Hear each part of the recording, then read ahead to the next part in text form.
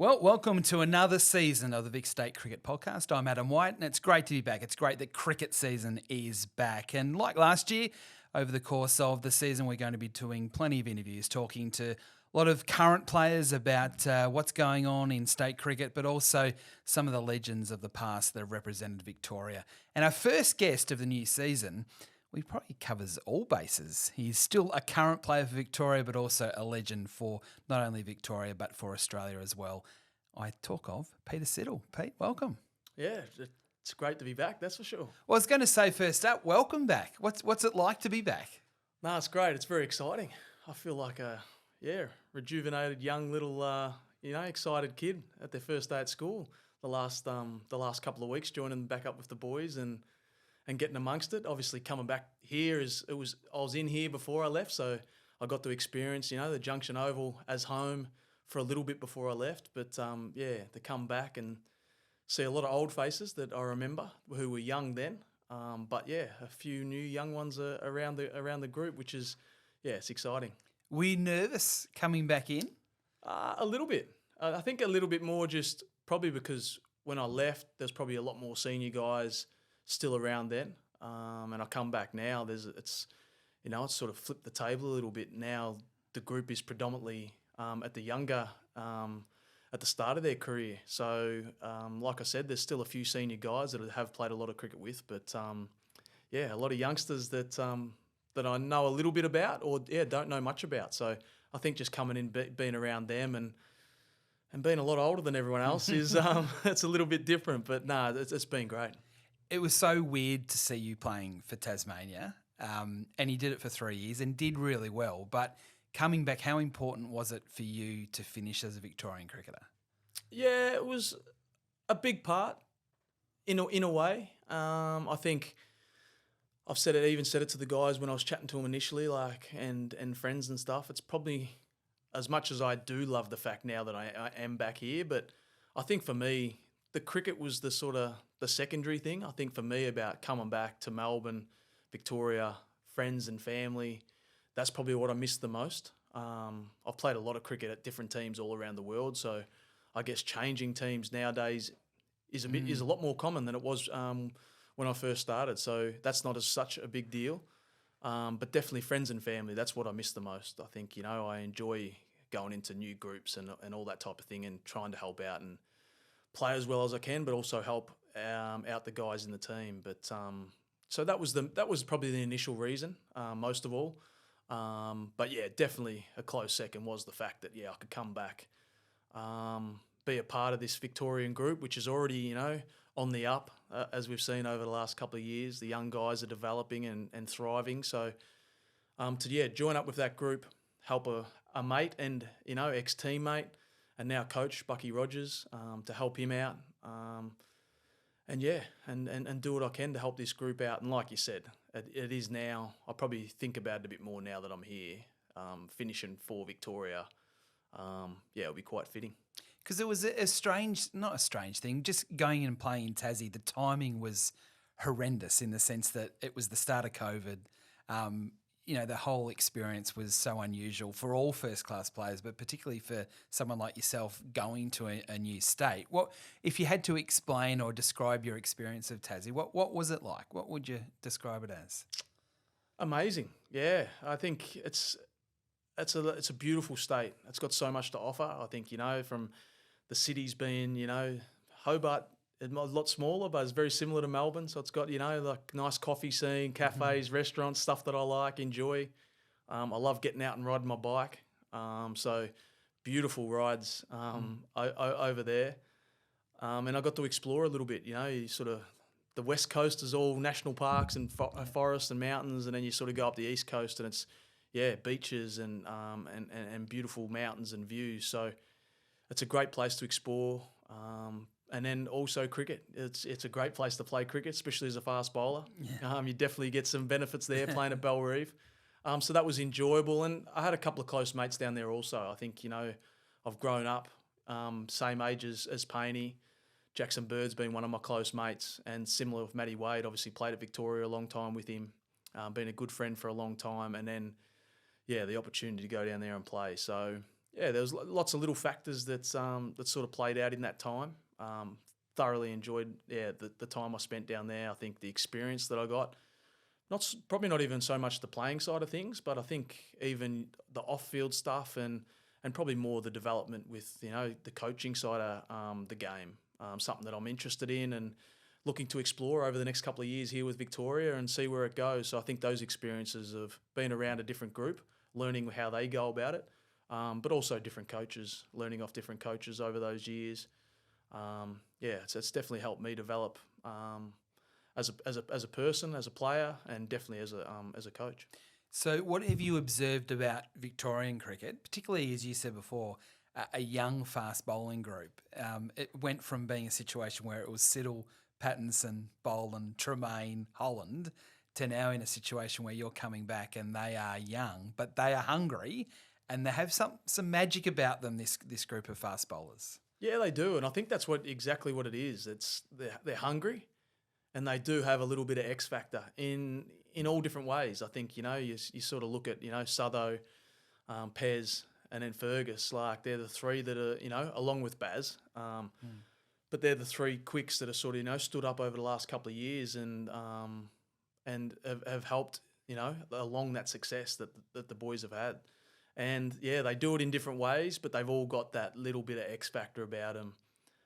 They're hungry, they're aggressive, they're tough. It's exciting, and it just looks like it doesn't really look any different than probably your Victorian teams of old. If you go back to who I played with a lot, Bolo, Trem, Pato, to then even before that when I was playing with like Durkee, Harwood, Mickey Lewis, Alan Wise. So you sort of look at those teams that, they're very similar in the way they go about their game, and I think that's shown in the results they've had over the last couple of years. They get up and about and they get on top. They don't let you up, and excited to be back around those boys and a lot more in the squad as well. It has been exciting from afar. I still follow. I check scores. Don't worry about that. Seeing the boys progress and do well. Is there a role? So we're trying to work out what role you'll play this year, and it's a wide sort of role. It's a varied role that you're going to do. Have you got in your own mind what it's going to be, or will it evolve as the year goes on? Yeah, I think it's probably a little bit open at the moment. I think the discussions I had initially with Graham and Huss early doors, pretty much the start of this year during Big Bash. We had a brief little discussion about it. I hadn't even thought about it up until then. So still had a bit of season to go. So something to think about and go through. And like I said at the start, I think wasn't so much the cricket in the end. Once I knew that opportunity was there to potentially come back, to be home, friends and family. I love Melbourne. It's my favourite city. All those little things made it a lot easier for me to make that decision to come back. And at this stage, obviously, it's initially it's foremost as a player, but with a little bit of assistant coach role, mentorship throughout the group as I'd normally do. It'll be a little bit of floating between both. There'll be times where I'm not playing and I might be away off the second 11. Maybe just coaching, potentially just playing a little bit and helping mentor those guys while we're away. I'm content with where I'm at now. Like I don't mind sitting on the sideline and helping out as best I can. And I just want to help guys out. And if I play little cricket this season, it doesn't matter. I'm happy with that as well. Like I said, just excited to be back around this group, be back at Victoria, and then help these young guys develop. And all I want to see is them do well for Victoria, but see them represent Australia one day. And I think we've seen that in the off season already with Sutho and Pez getting their opportunities up there. So it's exciting. All right, now I want to go all the way back. You talk about being a Melbourne boy, but you're a Latrobe Valley boy, really. What got you into cricket? I think just Boxing Day test around Christmas time, playing in the backyard with my dad and brother probably initially, and then the schoolyard. I think school was down the road. We tended to play a lot of cricket with a few of the guys there, and that's pretty much where it started. I think there was a handful of us joined our first club, the Latrobe Cricket Club, when I was about 12, I think. Yeah, 11 or 12.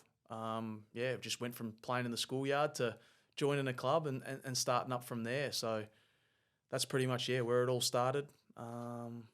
Pretty standard, I guess, for most. I guess back then as well, there wasn't as much, Milo cricket, all those blast and all the sort of junior programs that we have now. There wasn't as much of that going on. So it was, you watch the cricket on TV and play in the backyard, play with mates in the backyard and at school, and then moved into, club cricket, and it sort of just, kicked on from there. So were you always a fast bowler, or and what made you a fast bowler? Who are your heroes that meant that you wanted to be like them? Nah, growing up, I batted and bowled a little bit. I probably batted more than and bowled sort of first, second change than, I'd sort of bat, top order or, 3 or 4 around there and all the junior stuff initially, and bowl sort of first, second change, and so just do a bit of both. My brother would be the keeper.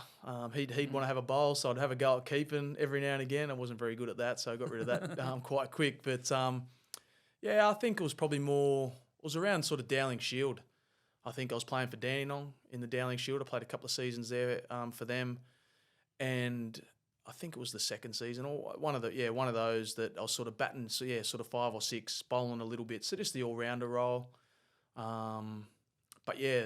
The bowling sort of come along a little bit more. So I'd start bowling a bit more, and then I'd bat a little bit less. So I'd go down the order, and then I think it just sort of ended up working out. I was sort of batting 7 or 8, opening the bowling by the end of my second year at Dowling Shield. So I think that was the progression where bowling was starting to take over, and then I think the real one was probably at the national championships, under 17 national championships after Dowling Shield. That I was opening the bowling, did quite well there, and then sort of came back to club cricket after that. Was playing first 11, and the bowling was just the one that just started advancing a lot quicker. Batting sort of stayed the same and was more a gradual thing, and I think I just got a lot more invested in bowling. I loved it. I was idolising Glenn McGrath and Alan Donald.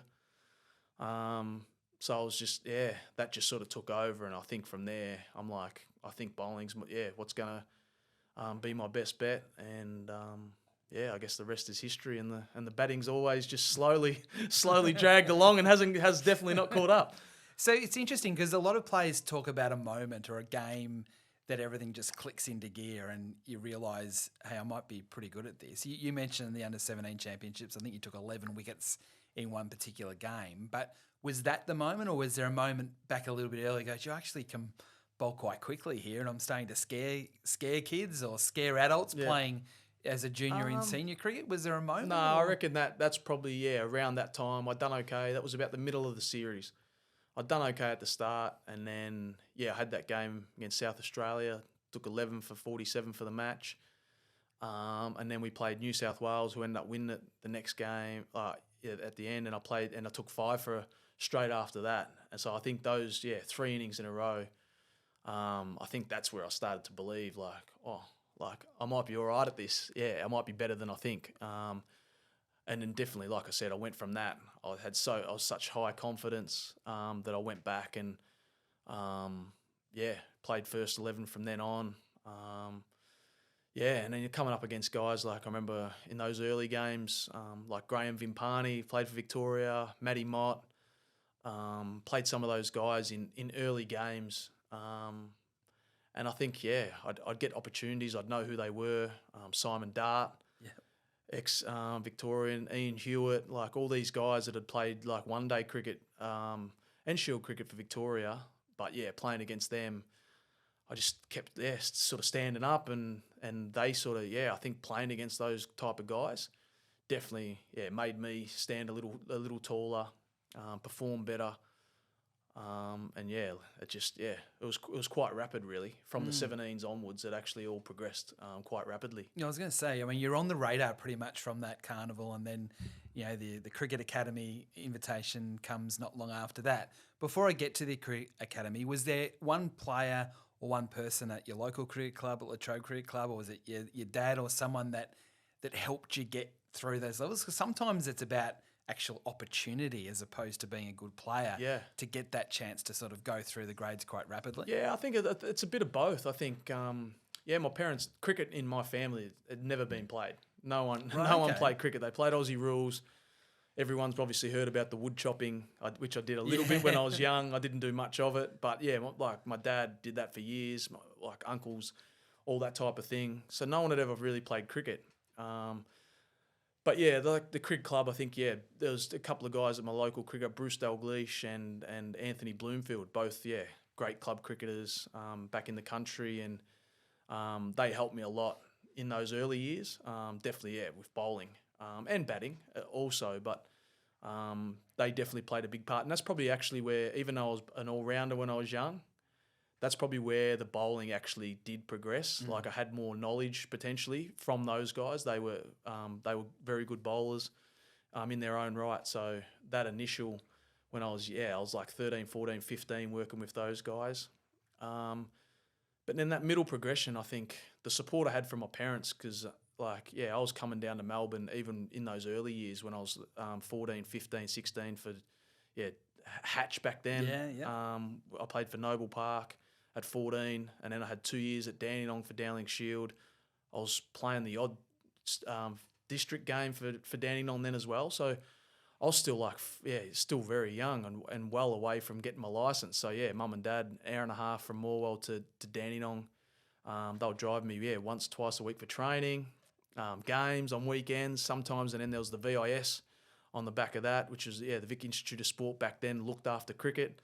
So I was coming down for Sunday sessions of that. So I was spending more time in Melbourne than actually back home. And we're talking, I was 14, 15, 16, 17. So I had 5 years before I even got my licence, before I could do it myself. My parents played a massive part in that middle part. Like I said, they didn't know much about cricket in the early years, but they knew a hell of a lot about doing kilometres in the car. And I think it gave me the opportunity to, once I finished junior cricket, and I was playing senior cricket back home as well, but as soon as I finished juniors at 16, I decided that, with the support of my parents, that's when I would go and play, district cricket full time. So still living back home, studying back home. But they were willing to drive me down and support me with that. So that was a massive part in just growing up and being able to progress my game. And I think that's also what helped me advance a little bit quicker than most potentially, that I've gone from country cricket as a junior, but then straight into senior cricket and district cricket, and everything went fast. I think I played a couple of games in the thirds, a handful in the seconds, went away to 17s, had that carnival, and then the first 11 for the rest of my career. So I think those obviously those couple of guys early on, and then my parents were the big part in those early years. The Cricket Academy, how did that come about, and what was that experience like for you and some of the other players that came through with you in the academy that went on to play for Australia like you did? Yeah, we had after 17s I went over the academy for a sort of month stint early on as a youngster. I did that with Tim Payne and Callum Ferguson, are probably the key ones that sort of progressed on. We were all the same age. But then the next when I was 18, went to the Cricket Academy again full time, and that was amazing because it was the first time when they went to Brisbane. So I just moved up there, and it wasn't as much of a young group. It was more a senior group. I was young, Tim Payne was young, Callum Ferguson was young. I think Finchy was on that first trip.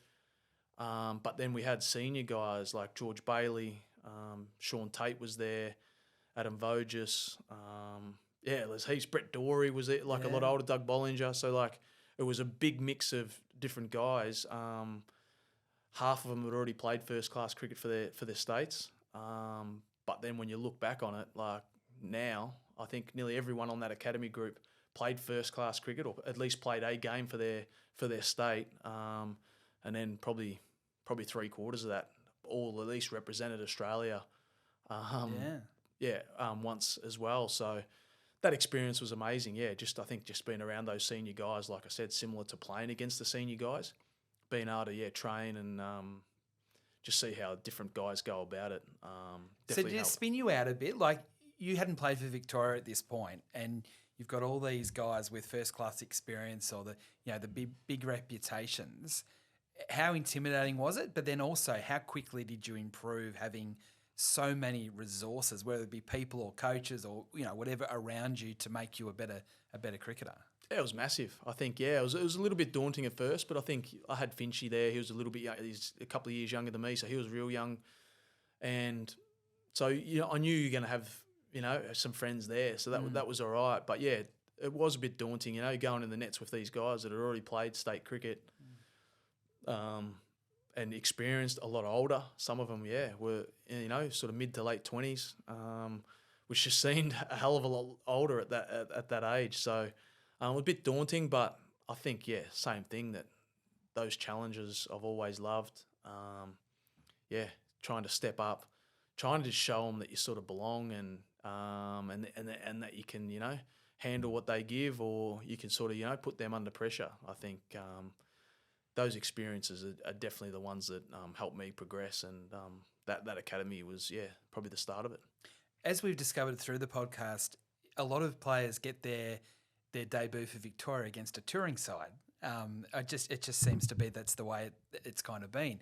You were the same. You got to represent Victoria against the West Indies at the MCG.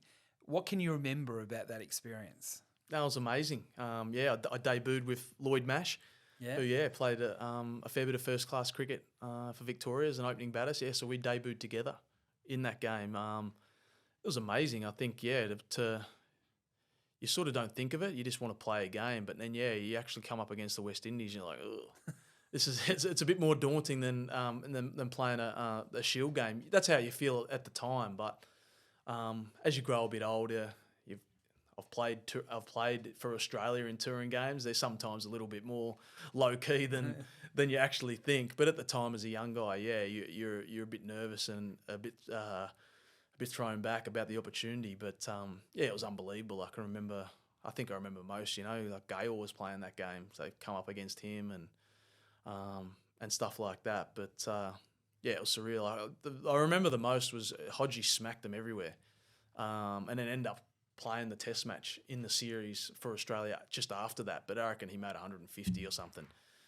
That's what I remember the most about it, more than actually me playing in it. Did you take any wickets in that game? I don't know how many I ended up with, but I remember my first one. It was Devon Smith, So there's a couple of Smiths, but Devon Smith was an opening batter, left-handed. I think I got him caught gully or third slip or something like that. So I don't know how I went for the rest of the game, but I know I got him out, and he was my first class wicket. I was going to say, you played so much first class cricket since that time; it's hard to remember everything. So you weren't a fully listed player at that time playing for Victoria, and then that happened a little bit later on.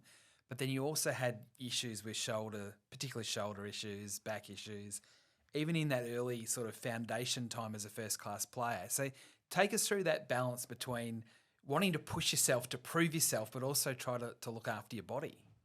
I think I've been pretty lucky that I've always had the mindset of it's never really a setback. Like, it's more just like, a roadblock along the way that I just had to improve. I just had to get it right and just come back better. I'd initially think about what I'd need to adjust if I needed to, whether it's like back, if it was shoulder, it might have been just unlucky, which my shoulders were. It was just unlucky. So I didn't have to change anything. I just go about it. I just got to get it right and I'll be back. But the back, in that the first time, it was my action. So initially it's like, okay, what do I need to do to adjust, change my action, and then I can move forward. But I've never been one to look too far back and worry and, why me and why that.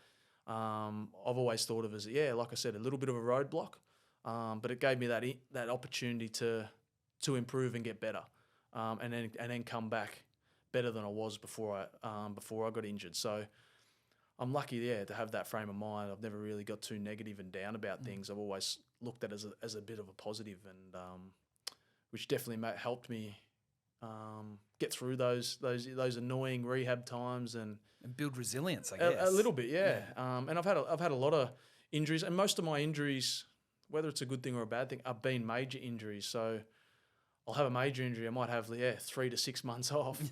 But then in between, I can go a fair few years, maybe not so much in the early years, but then after that, I'd go long periods of time without any, touch wood, any little niggles along the way. So it definitely, I think those little roadblocks definitely helped with you getting the body right, getting it in a place where I could withstand a lot of workload, a lot of pressure, and get me through longer periods. Did those early injuries affect your pace at all? You said about having to potentially change your action. I remember there was huge raps on you just being electric speed, but had the shoulder issues, not sure how you're going to get through it, etc., etc.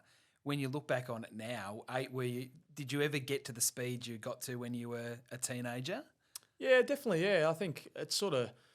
I was lucky that I could always get it back up. I could always bowl fast. I think it was probably after sort of like maybe 2 or 3 years of playing international cricket, I was like, I've got a lot of pace, but I don't really have a lot of skill.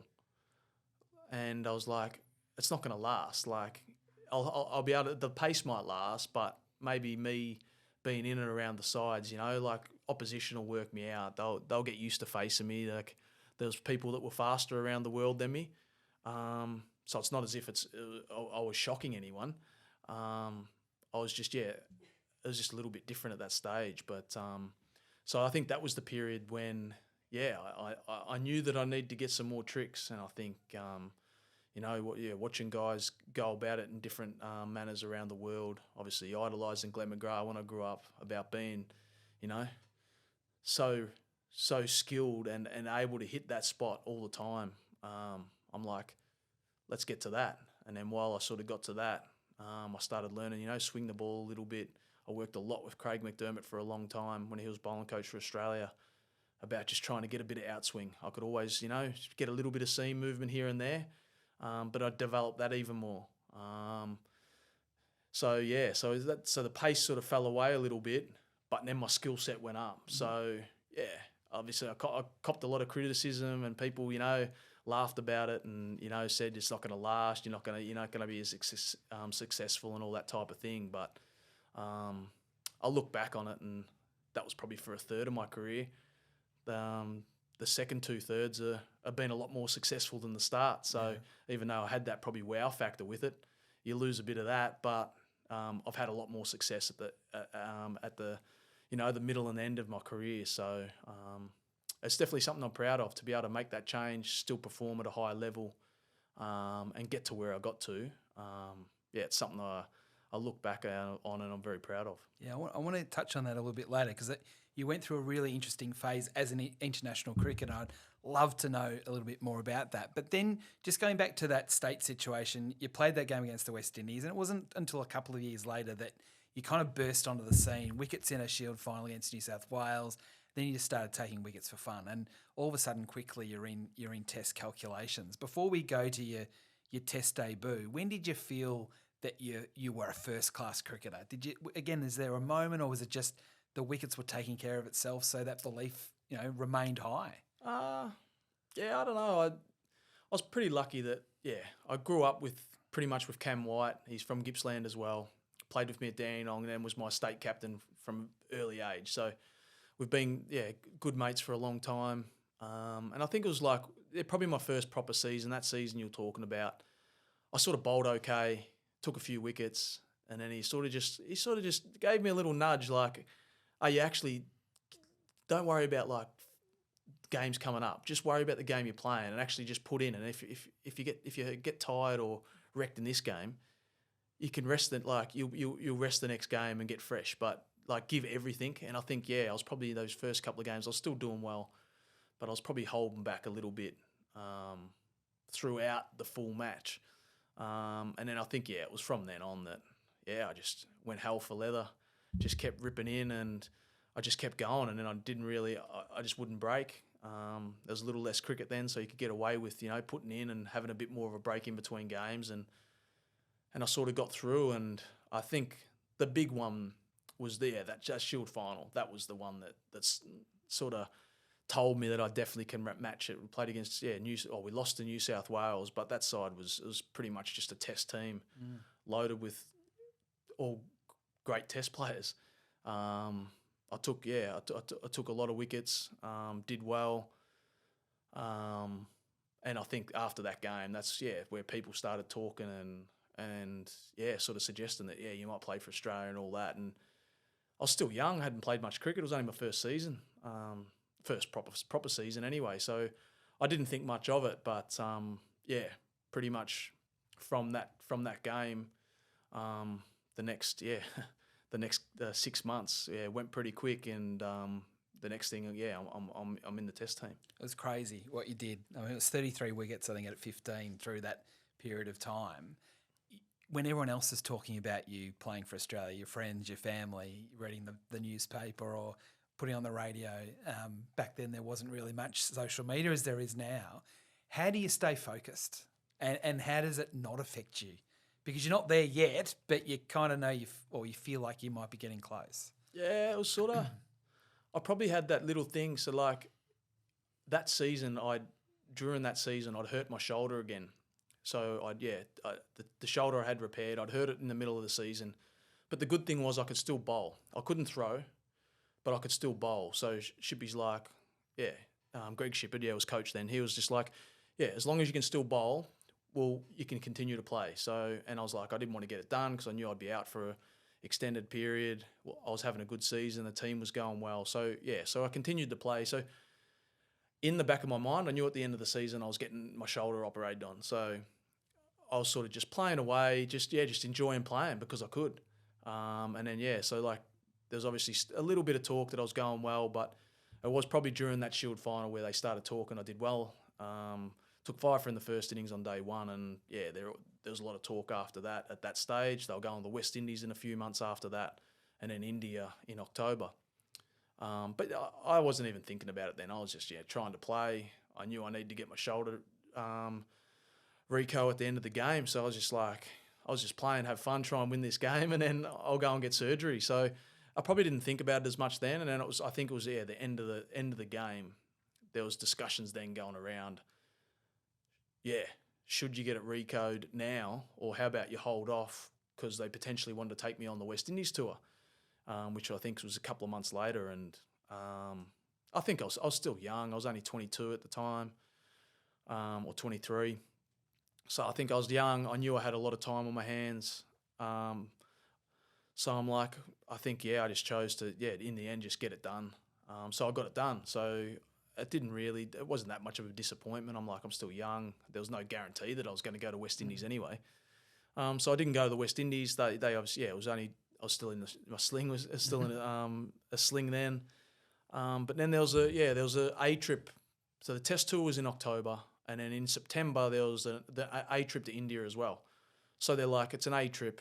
I was back bowling, couldn't throw, but they're like, we'll take you along because it'd be a good experience. We only need to see you bowl. It doesn't matter if you can't throw. We can cover that, but it's more about the experience and touring and stuff like that. And so I just went along like that. And I was young. I just thought that, they're just going to see me. They'd already said they don't care I don't throw, but it's just more about, getting to have a bowl over in the conditions. So I just, didn't think much of it, went away. And halfway through that trip, the senior team gets announced. I get a phone call from the GM at the time back in Oz. And he's like, just calling up. We're pulling you out of the A trip, and we're getting you to come home for a little bit because you're selected on the main tour. And I was sort of like, my shoulder still wasn't fine. I'm like, but I can't throw. And then they're like, that's fine.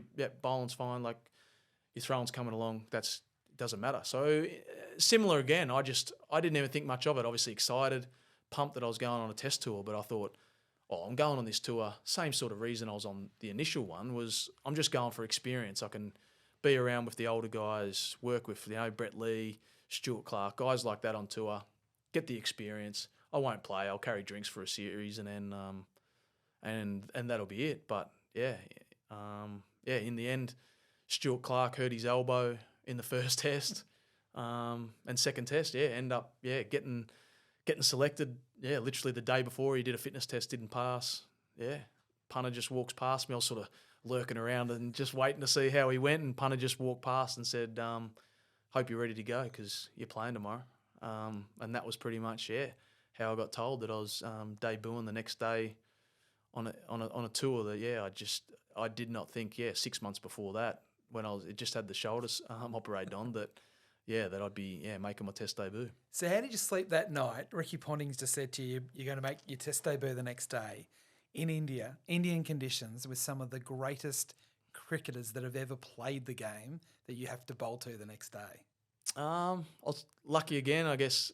Cam White seems to have been around, whenever I've got my opportunities, and same again. He was included in that Test tour. He debuted the Test before, so he hadn't really been sleeping. So the first Test, I was pretty much staying up with him to keep him company, because he wasn't sleeping before his first Test. So, and it was pretty similar. And the next Test, I wasn't really going to sleep.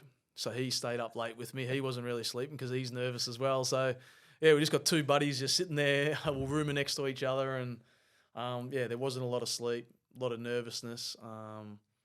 But got through. And, thankfully enough, we bowled first on day one, which I think was great because I could just get it out of my system. I could get out there and bowl.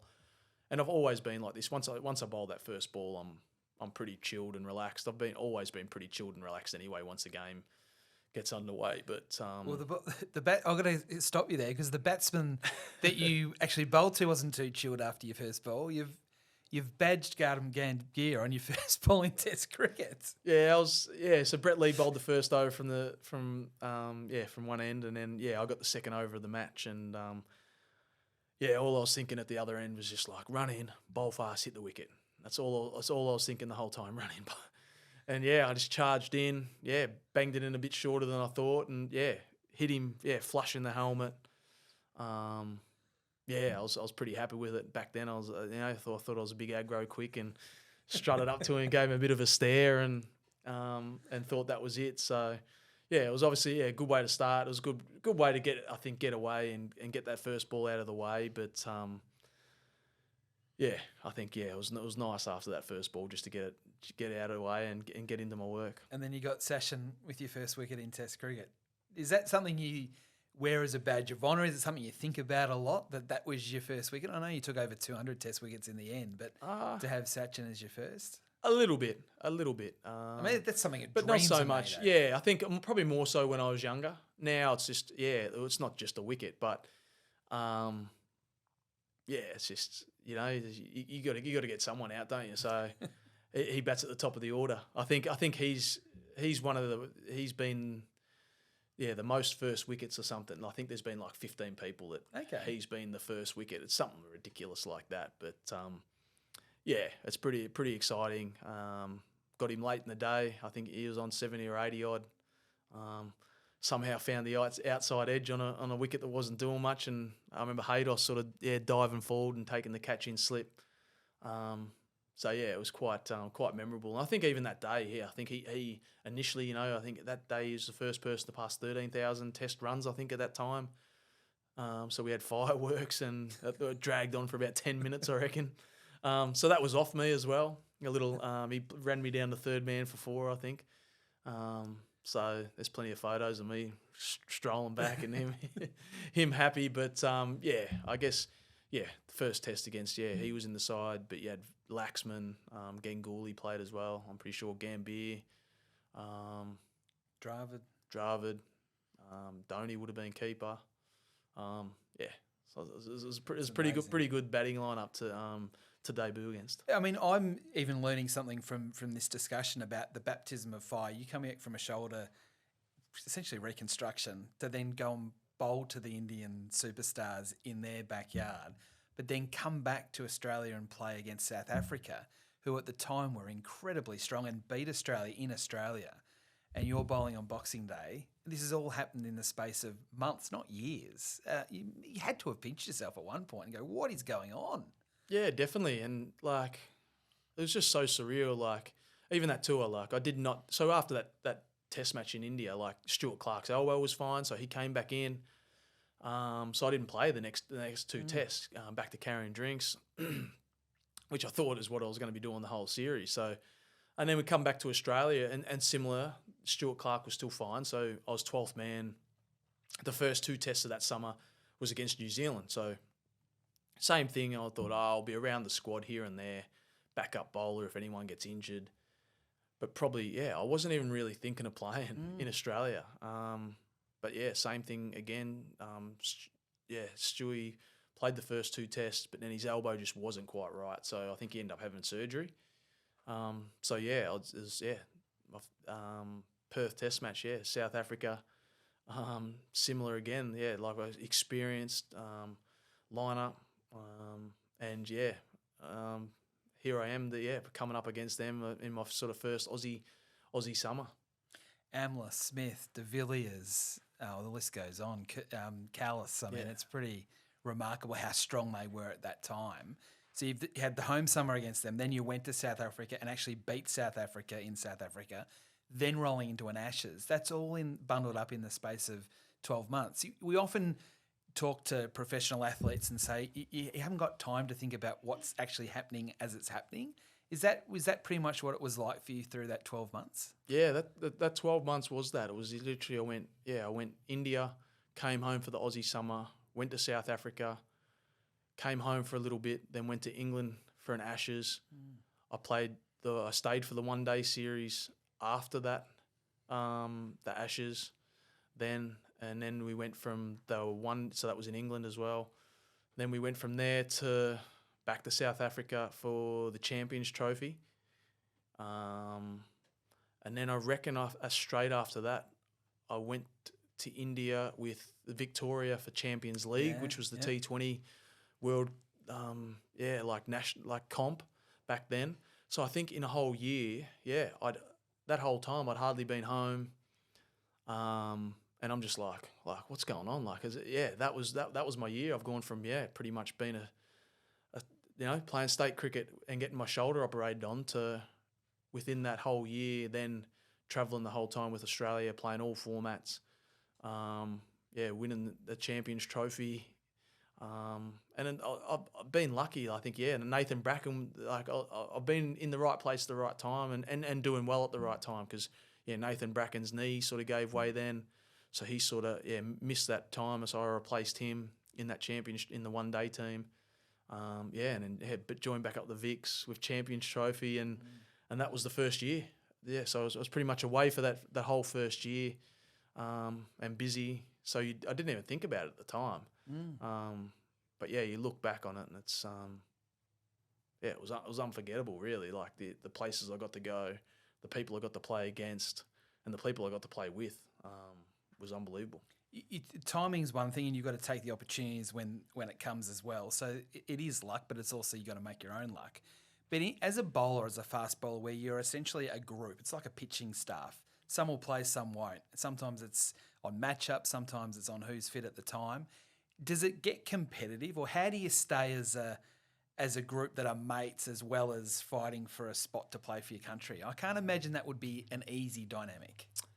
It does get competitive, but probably not as much. The boys as friends, it doesn't really impact that. Like the fast bowlers are still really close, the batters are close. I think it gets really competitive in the nets though. Yeah, and probably the captain would cop the brunt of it, whether that was punter at the start or pup, then on the Smitty and whoever the captains are, especially if they're batters. Because if there was, a close call coming up between two bowlers, those guys were always going that little bit harder. The boys were still going hard anyway, but they were going that little bit harder, especially to the captain. So but punter, so they copped the brunt of it more so than the bowlers going at each other because they're fighting for a spot. But I was predominantly a first change bowler for a lot of my career, so I tended to be that one that always thought that when a bowler would come into the squad, I was the one under pressure the most, just because that first change bowler, you always sort of looked at as the third bowler. So I always thought it was was going to be me. So I think it was a good thing for me in the end that it sort of kept me pushing along. That I didn't really slack off. That I knew I always had to keep working, stay on top of my game because well, this guy's coming in, so he's going to take my spot, which wasn't the case most of the time, but it was definitely a good challenge to have. 67 Test matches in all, over 200 Test wickets. Is there anything that stands out as the thing you look back on as being either your biggest moment or the moment that you're most proud of? I think that, like you said before, the second series against South Africa at the start of 2009, after we'd lost to them here in Australia, I'd only played 3 tests that summer and the one in India, so I'd only played 4 tests at that stage, and then we went to South Africa straight after that. After losing to them, they were the number 1 team in the world. They were experienced. We just sort of had, like guys. Brett Lee had hurt his ankle in that series, so he didn't play the last test in Australia, so didn't come to South Africa. So all a young side. It was when Hughesy debuted with Hilfenhaus and Marcus North, Andrew McDonald, and Dougie Bollinger had just debuted in the last test match in Australia. So like we're a young side. Haydos retired after the Sydney test, so we went to South Africa as a really young side. And then to win that series, the first 2 tests, pretty much everyone stood up. Everyone played their part at different stages in those first 2. Hughesy dominated the second test for the 200s. Mitchell Johnson was, playing like a legitimate all-rounder in that series. Yeah. He made a 90, made 100, just kept taking wickets, and it was an unbelievable series. Yeah, and that just stands out from what happened in the summer in Australia, then to go back on their home soil when they're the best team in the world and to defeat them. That series just stands out a hell of a lot. Had a hell of a lot of fun, and yeah, it was exciting. But yeah, lots of different ones. Winning the Ashes 5-0 in Australia was unbelievable.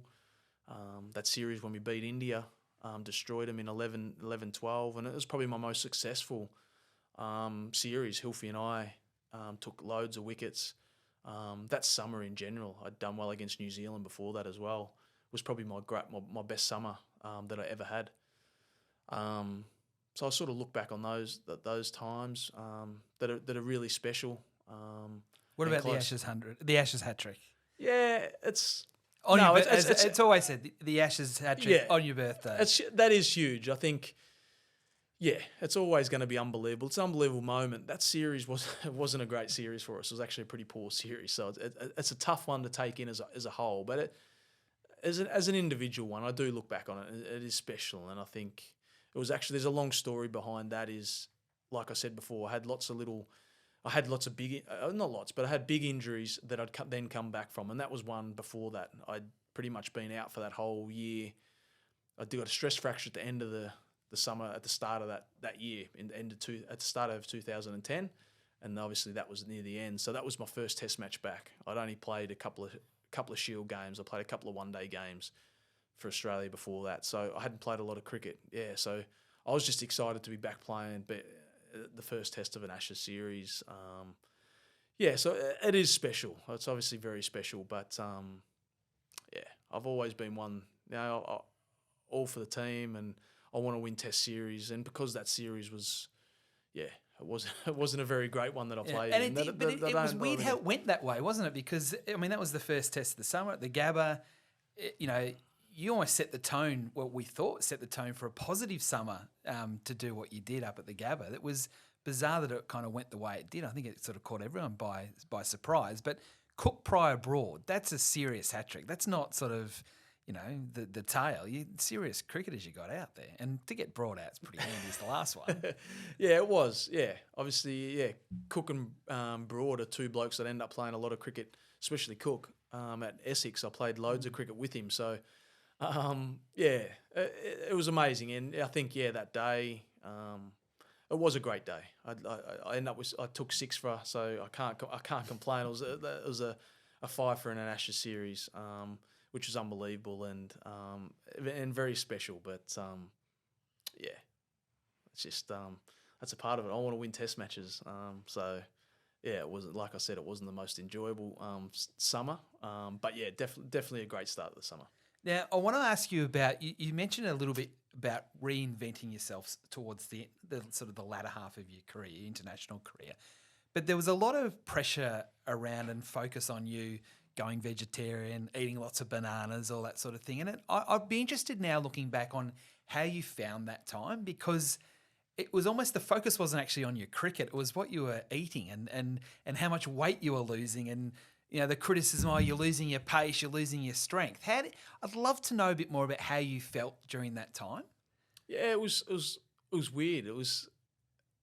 It's like, I think once I got older and understood media a lot more, that it's just how media run. They run with an idea that if the other guys, the other three bowlers in the side weren't doing well, it was never discussed about. It was never an issue about their diet or how they live their life. It was just, they bowled poorly. But for me, even if I hadn't really bowled poorly, it was still like, it's because of this. It's because he's vegan. It's because he doesn't eat meat. It's this and that, So it was a weird one. So like, it didn't affect me, but I probably got a bit angry about how they would speak about it in those early years, because like I said, they wouldn't go, if any of the other boys weren't bowling well, it's because they're eating too much meat. Like it would never be discussed in the other way. So it was just a talking point as I see it now, and it's like anything. Well, I think it's because it was different, Yeah. probably more than anything else, and because so many people were emotionally invested in you doing well, that I think people, I don't know whether they freaked out, but like, what are you doing? Don't change something that's been working really well for you. But now when you look back on it, there's another 10 years of first class and international cricket that you were able to play. That's why I wanted to ask the question. Do you look back now and go, I'm so pleased I did that. I might not be still playing if it wasn't for that. Yeah, definitely. Like that's what we look at now. Like that was 11 years ago. Yeah. That was 11 doesn't years. feel like 11 years ago. No, it was 11 years ago now, when I made all those changes, and I stopped drinking at the same time. So I've been sober since then. So like all together, it's all come together as a great package for me, because like I said, the longevity that I've had now, to still be playing, and the success I've had. Yes, I probably don't blow teams out like I did in those earlier years, but I think it's suited my role. I think how my role progressed into that sort of first change bowler, that workhorse role that everyone spoke about throughout those years. But it suited my role, and I think I've been able to, sort of keep that role going throughout the rest of my career. But the skill sets that I've got now, a hell of a lot more than I had as that young kid that just came in as a tearaway. I think it's a credit to you to be able to be brave enough while still playing for Australia to reinvent yourself. And I remember watching you quite a few times at Shield level when you'd made those changes, and it was like a bit of a shorter run, and you weren't bowling as fast, but you were getting the ball to do things that you'd never been able to do on a consistent basis, that you're able to sort of almost, and correct me if I'm wrong here, sort of trialling at Shield level, going, this is working really well here. And it did add years to your international career. Yeah, definitely. It did for sure. And I think you could sort of see that if I hadn't have done that early on, you had the likes of like Pat Cummins, Mitchell Starc, and Pato. Yeah. They were like out and out quicks. So like how they came onto the scene, if I was still doing the same things, they all had a little bit more skill than I had too. Like Pato and Starkey could swing the ball at pace.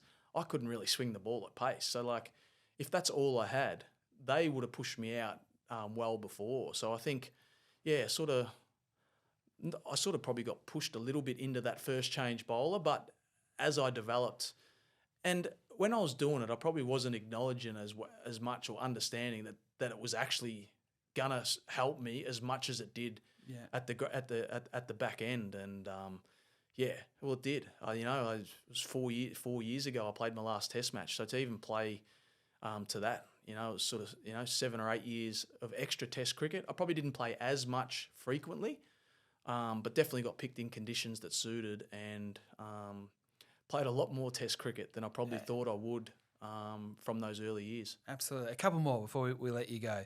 The Dandenong connection, you mentioned a bit. You just talked before about James Pattinson. bowling together for Australia and bowling together for Dandenong and then Victoria in between. What can you talk us through your relationship, the two of you? Yeah, it's Because different people, different bowlers, but Yeah. also I would think an absolute nightmare to face. Yeah, from one definitely. from I each think end. like I said at the very start, I moved to Dandenong when I was very young. So his brother Darren they're 10 years apart. So there's a big difference there. So initially, I was playing a lot of club cricket with Darren. Got along really well and we're good mates. And Pato would rock up the club games after he'd played juniors. We're talking when he was 8 or 9.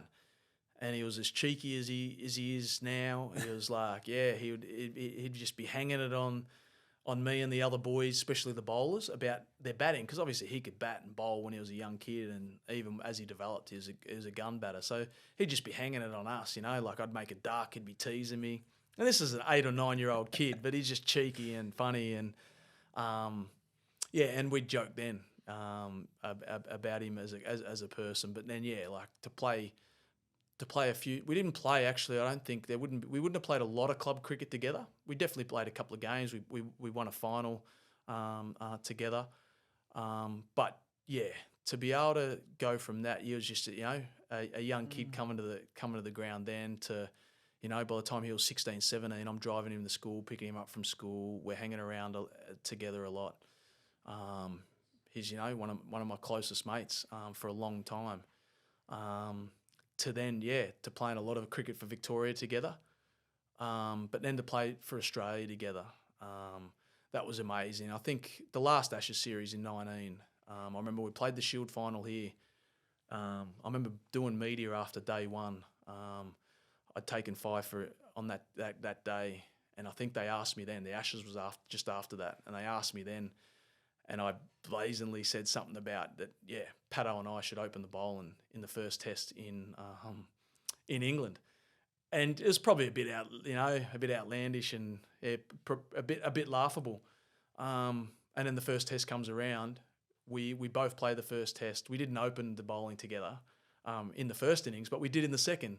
Like to be able to do that with him then, but to play those, I knew that was going to be my last series. To play a couple more test matches with him. Like, it's very rare that people get to play, they love to play club cricket with one of your best mates, but to then play club cricket together, then play for your state together, but then also represent your country together with, one of your best mates is, it's pretty special. So it's something that, look back on a lot and very fond of that. Like I just said, I remember him as that 8 or 9 year old used to hang shit on me as, in the clubhouse as I was waiting to go out the bat about, making a duck, to then, playing for your country together. It was very special. 2 more questions. The bike riding. We talked about the bananas. The other B is the bike riding. And whether you follow you on social media, you know how much you love your bike riding. How much has that helped you, not only as an athlete, but as a person, what it does to you to be able to get out on the bike and do the amount of kilometres you do? Yeah, I think, I talk a lot about it. People ask, how do I go and do it? I ride a lot by myself just because, where I am, not a lot of teammates ride. So I spend a lot of time riding by myself. But it's like meditation for me. It's literally, I get out, I don't listen to music, I just look at what's going on, I enjoy the surrounds. It's just so refreshing for me, and I think, it's good for my head. It's definitely good for my body. As I've got older, my knees, I don't have a lot of knee problems, but I've got a few little knee issues, so I run a lot less when I'm not playing, because obviously I've got to run while I'm playing, but it's definitely helped with that. But just for me, it just clears my head. It makes me feel so good. I love getting out there. I love cycling. I've watched it since I was a young Tour de France. I watched as a young kid, watching highlights with Dad on SBS as a young kid. I've always loved it. I just love doing more of it. And the older I've got, the more I've done, and the better it's made me feel. Obviously off the park, but definitely on the park. And I've met some good people in the cycling world as well that are now my very good friends. So I think just having that outlet to get away from cricket. I don't even think about cricket when I'm away from the ground, which has definitely helped me from an off-field point of view. The full circle. So going back, and the last question I've got for you is coming back and playing for Victoria. I ask everyone this. What does Victorian cricket mean to you? And how do you describe Victorian cricket? Because you've played so many different teams, but to play for your state and to play for Victoria, what does it mean? Nah, it's everything. It's like coming back now and I probably respect it a lot more than I ever have. Is just, and you asking that question it's what has given me. It's what's given me my career. You know, that's what kickstarted it. It's what, you know, got me to where I have been, and what I've achieved is all because of, you know, Victorian cricket. And I think going back now, you asking that question and going back to what does it mean to come back here. I think that's what's so special is now I can come back, and at some stage throughout this season and next, you know, play my last game at some stage for Victoria. But to be able to think back to when I was that young kid starting off to now being the senior person, that if I can come back and help these boys just that little bit, to hopefully, you know, fulfill their dream and start their careers and their journey to representing Australia like I did, you know, nearly 20 years ago. That'd be quite special to see, some of those boys pull on the baggy green and see them go about it. And I think just finally, the best part about you coming back is that when you talk to other people in Australian cricket about Peter Siddle, yes, they talk about the wickets, but they talk about him being the best teammate. And whether you were 12th man, being the best 12th man that there's ever been, maybe you're too good at that. That's why you're in that role. I don't know about that. I definitely didn't enjoy it. But you're always seen as the best teammate. And if that's the legacy that you can leave Victorian cricket, I think Victorian cricket's going to be in pretty good hands this year. Welcome back. That's all I got to say, and good luck this year. We can't wait to see you back wearing the navy blue. Thank you, Whitey. No, it's exciting. I'm looking forward to it. Peter Siddle, our first guest of the new series of the Vic State Cricket Podcast. We'll catch you again next time.